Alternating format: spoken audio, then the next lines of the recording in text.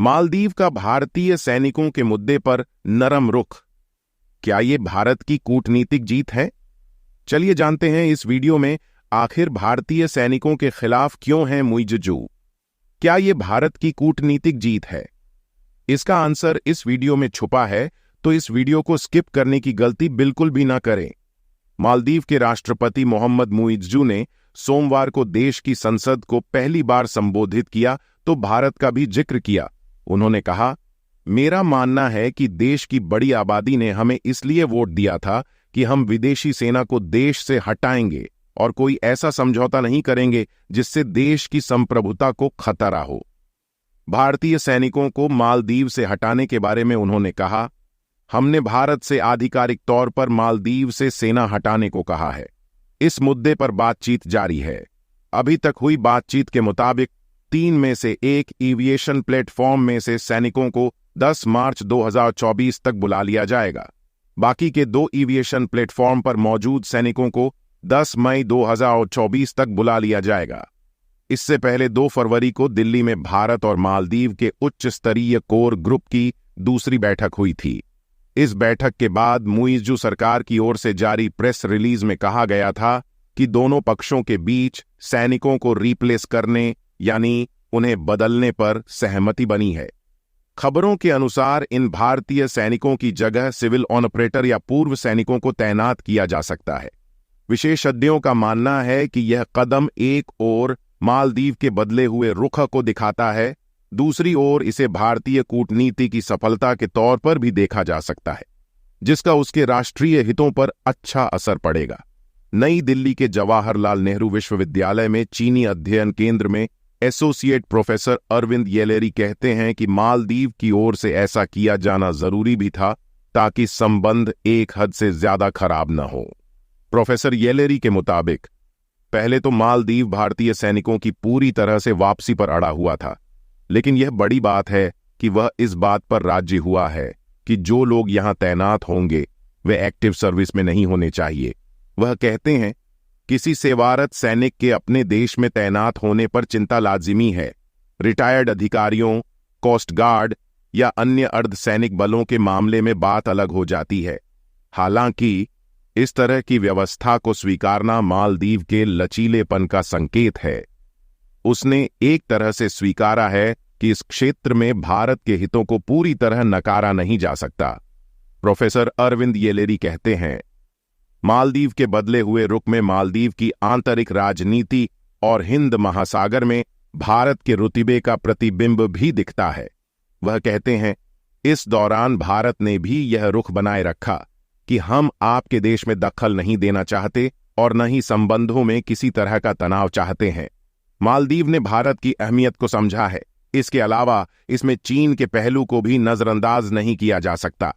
Professor Arvind येलेरी के मुताबिक चीन की भारत के साथ होड़ है, लेकिन वह भारत से टकराव को सीमित रखता है। वह नहीं चाहता कि भारत चीन से ज्यादा दूरी बनाते हुए अंतर्राष्ट्रीय स्तर पर कुछ ऐसी रणनीति अपनाए कि हिंद महासागर या कहीं और चीन की चुनौतियां बढ़ जाएं। वह कहते हैं, 2-3 महीने से भारत का अच्छा रुख बना रहा। इससे भारत की अच्छी छवि बनकर उभरी। चीन को भी लगने लगा कि मालदीव की आक्रामकता से चीन विरोधी रुख भी बनता जा रहा है। मालदीव के ताजा रुख को समझने के लिए इन सभी पहलुओं को ध्यान में रखना चाहिए। अब जान लेते हैं भारतीय सैनिकों के खिलाफ क्यों है मुइज़्ज़ू भारत और मालदीव में तनाव के केंद्र में वे भारतीय सैनिक हैं जिन्हें मोहम्मद मुइज़्ज़ू वापस भेजना चाहते हैं। आखिर मालदीव इन भारतीय सेना को वापस क्यों भेजना चाहता है, जानेंगे इस वीडियो में। लेकिन उससे पहले अगर आपने हमारी वीडियो यहां तक देख ली हो तो इस वीडियो को लाइक कर देना, और अगर आप हमारे इस चैनल पर न्यू हो तो हमारे इस चैनल को सब्सक्राइब कर देना। समाचार एजेंसी पीटीआई के मुताबिक मालदीव में फिलहाल 88 भारतीय सैनिक हैं। दरअसल भारत ने मालदीव को साल 2010 और 2013 में 2 हेलीकॉप्टर और साल 2020 में एक छोटा विमान तोहफे में दिया था। भारत का कहना था कि इन्हें राहत एवं बचाव कार्यों और मेडिकल इमरजेंसी में इस्तेमाल किया जाना है, लेकिन साल 2021 में मालदीव के सुरक्षा बलों ने बताया कि इन हेलीकॉप्टरों और विमान के संचालन और देखरेख के लिए करीब 75 भारतीय सैनिक मालदीव में मौजूद हैं। इसके बाद से मालदीव के विपक्ष इन सैनिकों की मौजूदगी पर सवाल खड़े किए थे।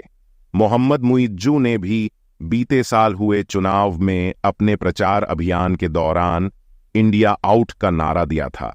उनका कहना था कि मालदीव में विदेशी सैनिकों की कोई जरूरत नहीं है और उनकी मौजूदगी देश की संप्रभुता के लिए खतरा है। सत्ता में आने के बाद भी यह मुद्दा मुइज्जू की प्राथमिकताओं में रहा है।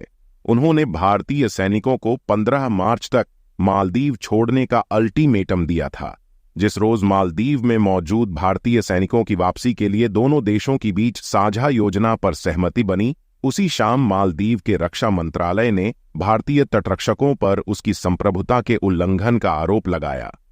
समाचार एजेंसी पीटीआई के अनुसार मालदीव का आरोप है कि भारतीय कोस्ट गार्ड के जवान मालदीव की समुद्री सीमा में मछली पकड़ रहे लोगों की 3 नावों पर चढ़ आए और अंतर्राष्ट्रीय समुद्री नियम कायदों का उल्लंघन किया। मालदीव के विदेश मंत्रालय की ओर से जारी बयान में कहा गया है कि मालदीव की नावों पर चढ़कर पूछताछ करने के लिए भारतीय कोस्ट गार्ड के शिप 252 और 253 को इस्तेमाल किया गया था। मालदीव के रक्षा मंत्रालय ने शुक्रवार शाम को जारी इस बयान में कहा कि विदेश मंत्रालय के माध्यम से भारत से इस मामले में स्पष्टीकरण की मांग की गई है। भारतीय कोस्ट गार्ड तटरक्षक ने मालदीव के इन दावों के संबंध में अभी तक कोई प्रतिक्रिया नहीं दी है। हालांकि दिल्ली की जवाहरलाल नेहरू यूनिवर्सिटी के centre for south Asian studies के प्रोफेसर संजय भारद्वाज कहते हैं, भारत अपनी सुरक्षा से जुड़े कारणों के चलते समंदर में ज्यादा सक्रिय और संवेदनशील रहता है। वह बताते हैं, ये बात ध्यान रखनी चाहिए कि भारत आतंकवाद से ग्रस्त रहा है और मुंबई में 2008 के हमले को अंजाम देने वाले समुद्री मार्ग से आए थे। ऐसे में भारतीय तटरक्षक अरब सागर और हिंद महासागर में अलर्ट रहते हैं। साथ ही चीन यहां अपनी गतिविधियां बढ़ा रहा है। ऐसे में 2 मित्र देशों भारत मालदीव को ऐसे मामलों को शांति से सुलझाना चाहिए। इसके बारे में आपका क्या कहना है? हमें नीचे कमेंट बॉक्स में जरूर बताना और हमारे साथ जुड़ने के लिए नीचे दिए लाल कलर के सब्सक्राइब बटन को दबाकर हमारे साथ जुड़े। जय हिंद, जय भारत।